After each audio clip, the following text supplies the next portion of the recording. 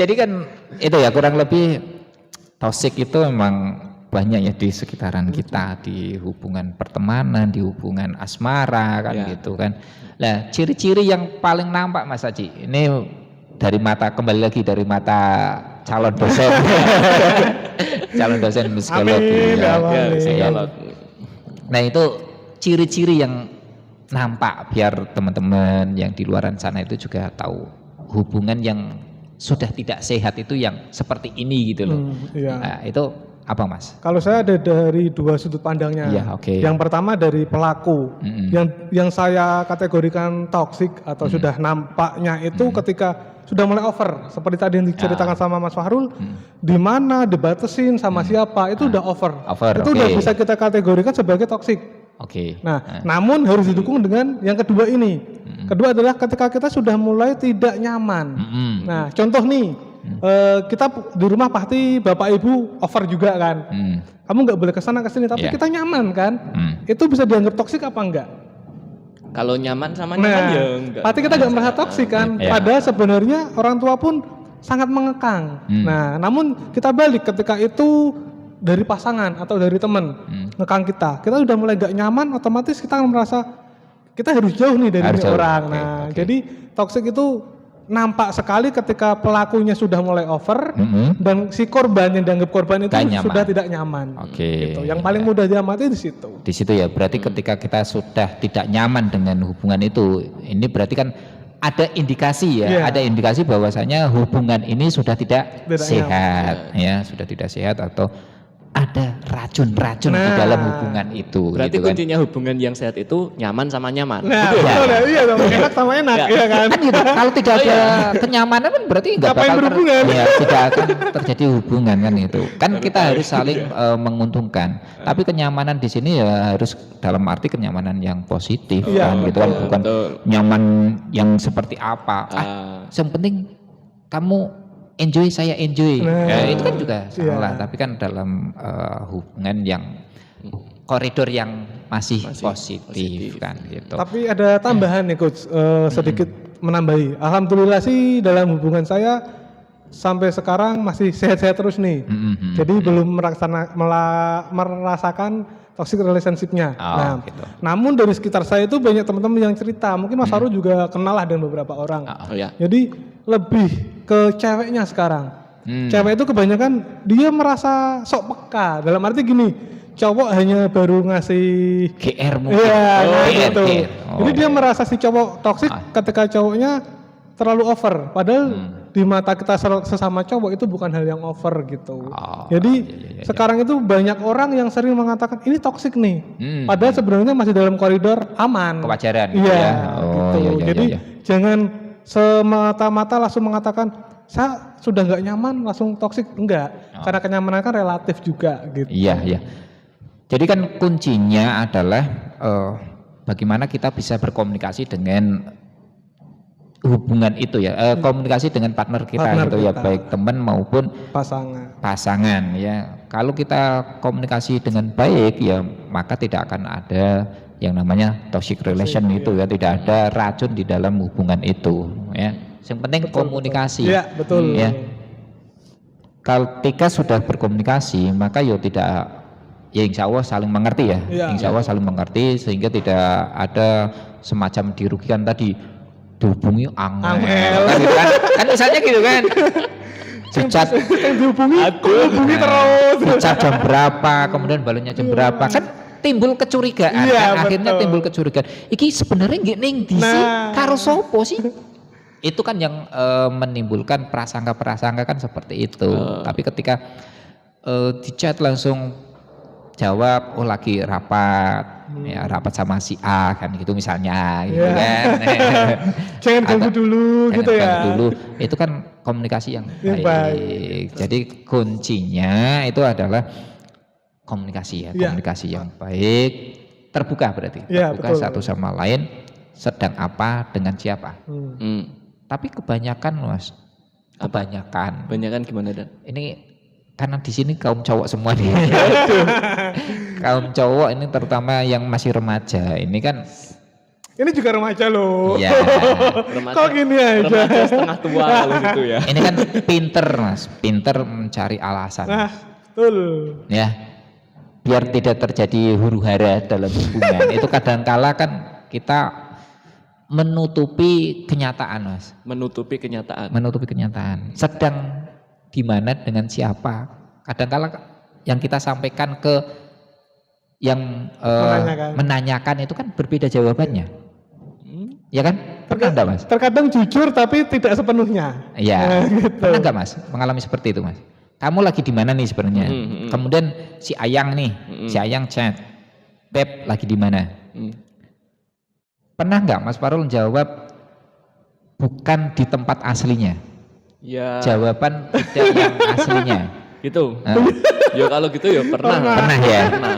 Tujuannya untuk apa Mas? Tujuannya untuk mengamankan. Mengamankan kan. Cari keamanan. Tujuannya kan untuk mengamankan kan. Ya, tapi ini tidak untuk ditiru ya. Dikit-dikit ya.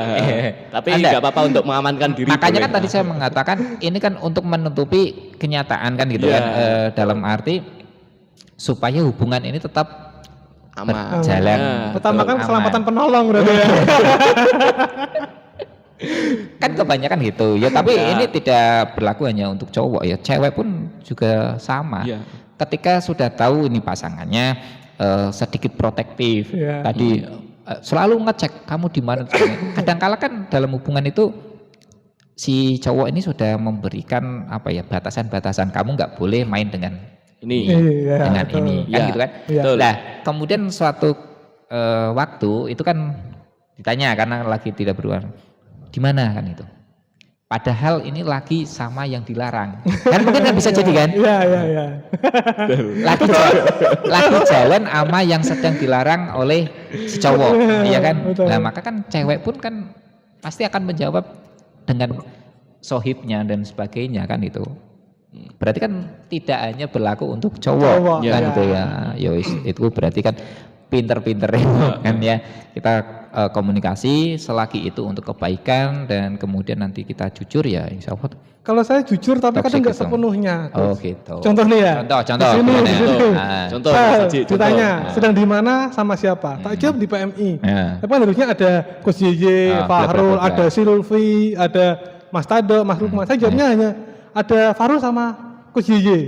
Nah, kan nggak bohong nih, jujur nih. Betul. Tapi yang saya sebutkan ada Silvi. Nah, ketika misal si Ayang nggak boleh kamu sama si Silvi, kan dia nggak tahu kalau sebenarnya ada Silvi. Nah, gitu ya. Itu jujur tapi nggak sepenuhnya. Ya karena kan udah ditanya kan gitu. Kan benar sama lagi siapa? Dengan siapa kan itu. Ya itu sudah memenuhi berarti kan. Pertama kan keselamatan juga ini. Menjawab kan itu.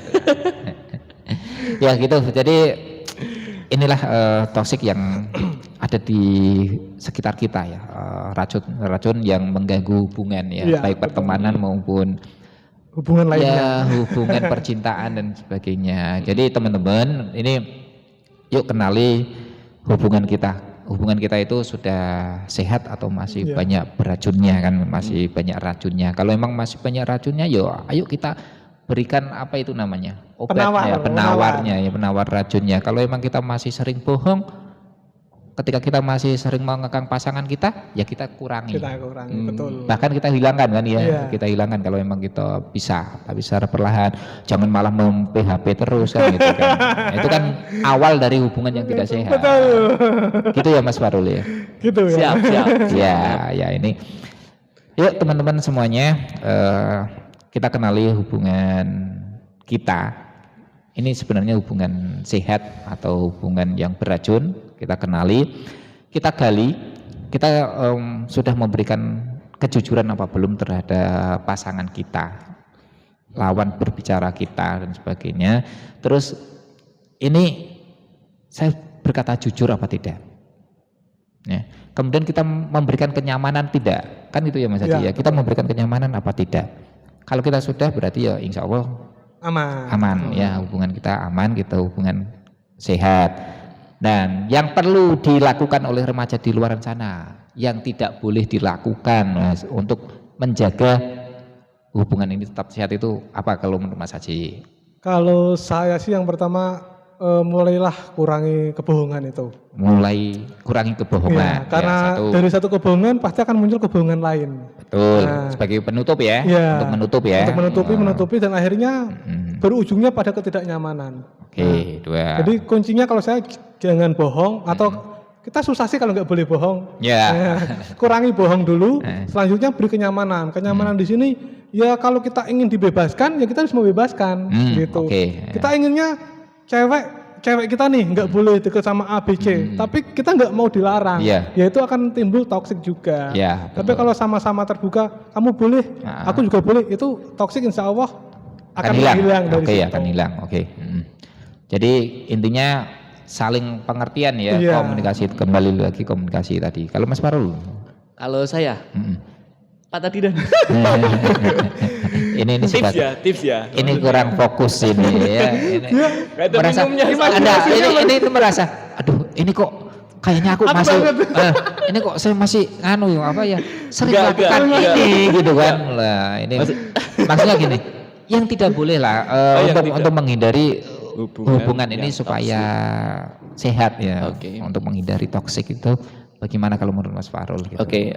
Kalau saya sih dalam menjaga hubungan ya hubungan sama pasangan intinya buatlah hubungan itu yang enjoy ya, jadi maksudnya biar nggak bosan itu nyaman terus rame gitu, kadang rame kadang nyaman, kadang rame kadang nyaman ya bolak-balik lah. Ramenya gitu. Gimana nih?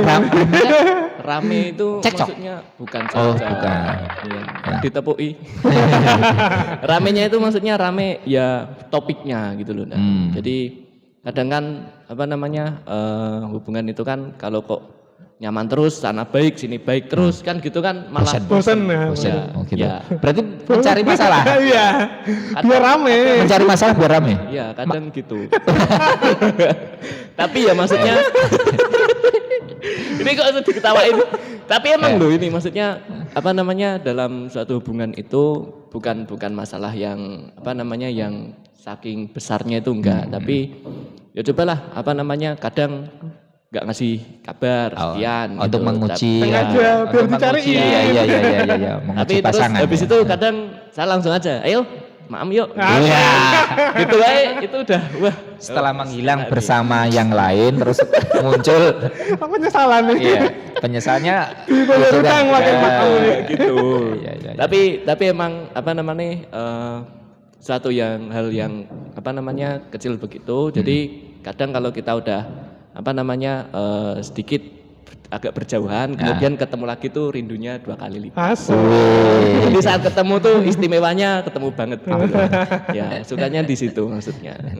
Ya, mungkin itu ya sampai situ dulu ya. Kita nanti bersambung di episode selanjutnya karena saya tahu keterbatasan waktu dari Mas Farul dan Mas Aci ini.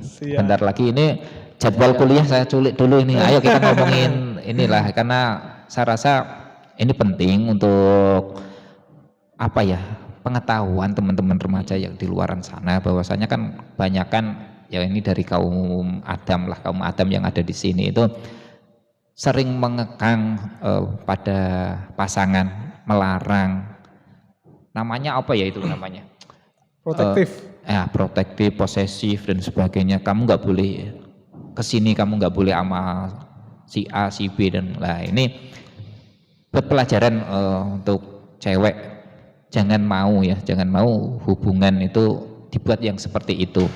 Kita masih hubungan statusnya mungkin pacar atau mungkin statusnya masih teman biasa. Jadi jangan sampai hubungan itu tidak sehat. Nah ini begitu juga dengan sebaliknya untuk para kaum Adam, remaja cowok yang di sana juga jangan mau juga gitu kan menerima cewek yang seperti itu. Jadi intinya adalah yuk kita jalin hubungan ini secara sehat dengan terbuka, saling menghargai satu sama lain ya. Betul. Masih punya privasi masing-masing, masih punya hak masing-masing gitu kan. Betul. Mau berteman dengan siapapun, intinya dikomunikasikan dengan baik, ya insya Allah hubungan ini akan tetap baik gitu ya. Sepakat ya? Ya, sepakat. Oke, terima kasih Mas Aci, Mas Farul, kita sudah mau berbagi di Suara Corner Podcast kali ini. Semoga ini bermanfaat untuk kita semuanya, untuk teman-teman semuanya. Memberikan gambaran bahwasanya toksik itu selalu menghantui di dalam hubungan. Iya. Ya. Pasti. Jadi gitu. pasti akan menghantui. Untuk itu bagaimana kita menyikapinya saja ya. Bagaimana kita menyikapinya dengan cara komunikasi yang baik, dengan komunikasi terbuka, insya Allah toksik akan segera hilang. Sehingga hubungan kita akan menjadi hubungan yang sehat. Gitu. Terima kasih Sobat Suara Corner, sampai di sini episode kali ini. Sampai ketemu di episode selanjutnya. Saya Coach Gigi, terima kasih. Assalamualaikum warahmatullahi wabarakatuh.